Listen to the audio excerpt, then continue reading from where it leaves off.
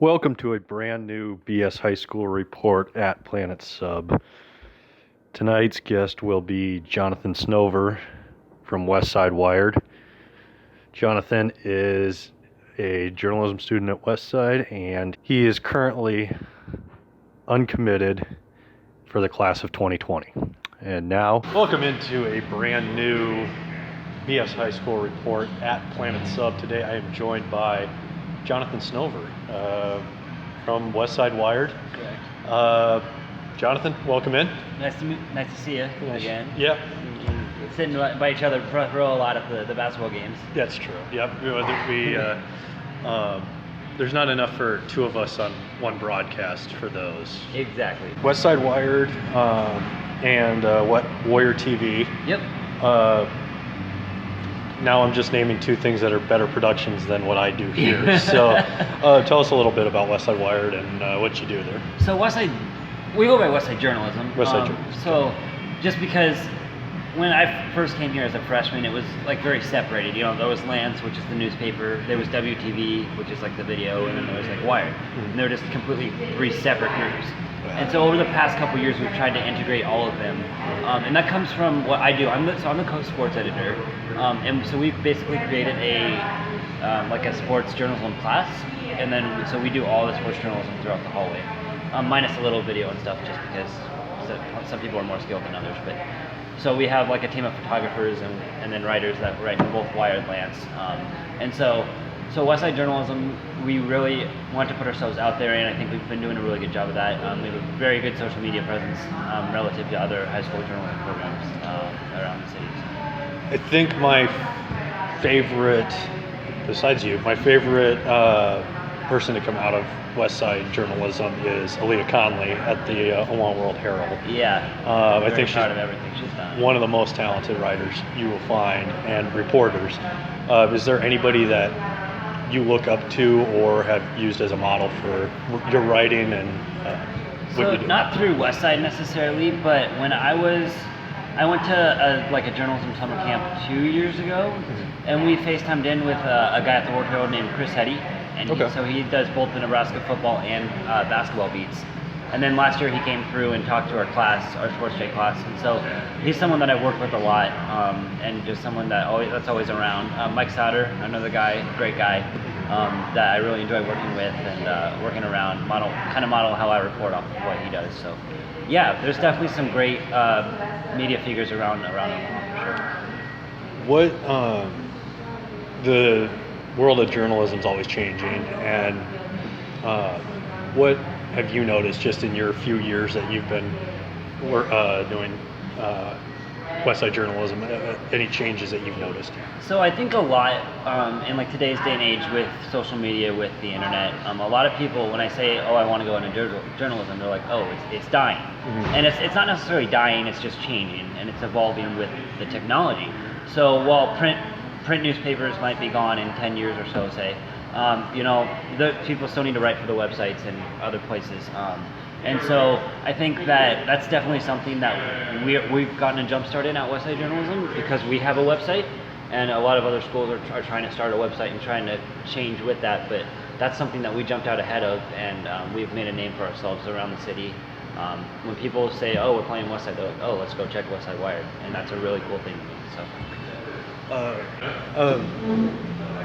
With all the fake news, and really there is a lot of fake news, but there's also, just because somebody doesn't like a story doesn't mean it's fake, right. And just because somebody makes a mistake on reporting means it's just a mistake versus fake. Right. Is there any stuff being taught about how to get away from fake news, or see what's fake, what's real, all that stuff? Is there any teaching on? One thing that really came like a big when I became an editor, so I went from staff writer on Wired to editor of Sports J, was always fact check when you're editing a story. Mm-hmm. Because the one thing that we really teach is ethics, and that's your only defense.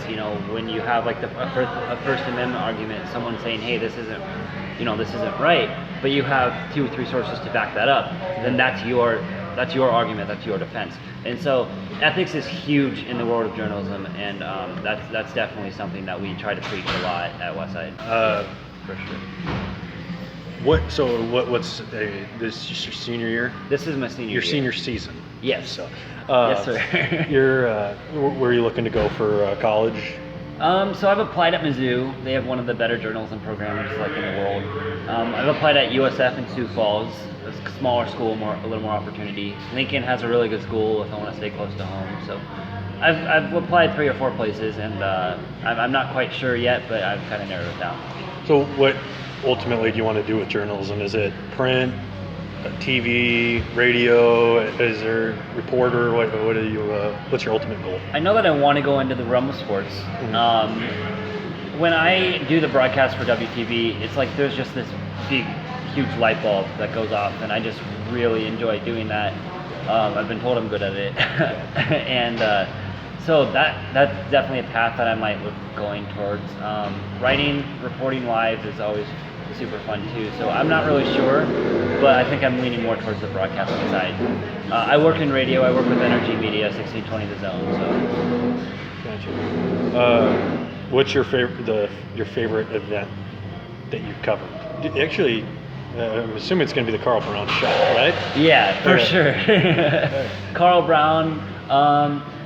This one wasn't a Westside win, but my freshman year went soccer state championship. Gotcha. Westside and Prev, and they went to overtime. Yeah. And I think soccer is a severely underrated sport in America. But that game was so intense, and it just adds on it. Westside Prev, that was a lot of fun to cover too. What do you think will catch on faster in the United States, soccer or the metric system? Probably soccer. Okay. That'll just kind of, if the U.S. can start to compete on an international level, then people will be more interested. I do. Soccer is one of those. It's kind of like hockey for me, where I can't watch it on TV. Right. When I'm there, I mean, I don't know if there's a better melting pot sport than soccer. Where you just see people with flags from. It doesn't matter. Yeah, they just want to be. Everybody just wants to be represented at that game and cheer on their team, whether it's, the Seattle.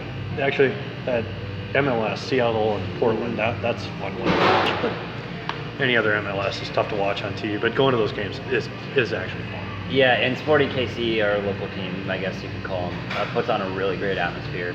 They were one of the original MLS teams, and they just love their soccer down there. So.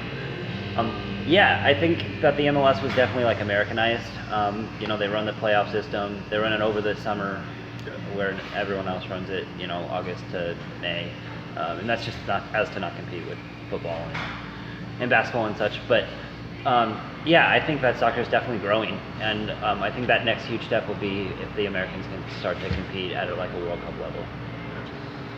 Yeah, it's going to be a while. Yeah, yeah.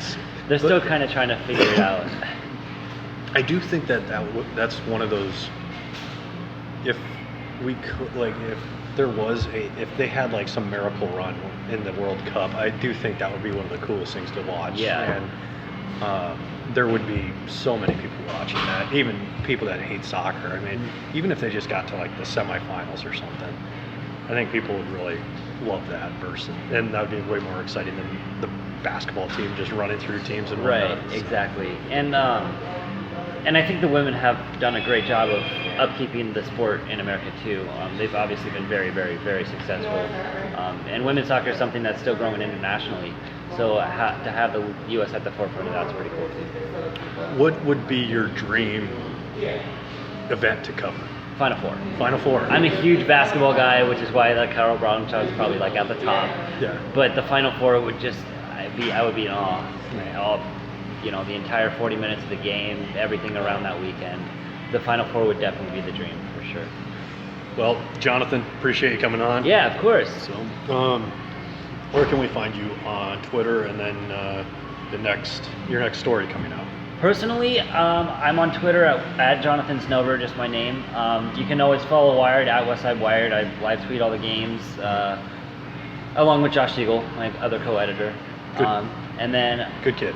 Yeah, he's a great kid. and he's around a lot, and I'm around a lot, so we mix well. I do have that story about the girls golfer coming out in the Lance here about a week and a half, and you can always check westsidewired.net for the latest sports coverage at Westside. Awesome. Keep up the great work. Thanks for having me. Yep, no problem.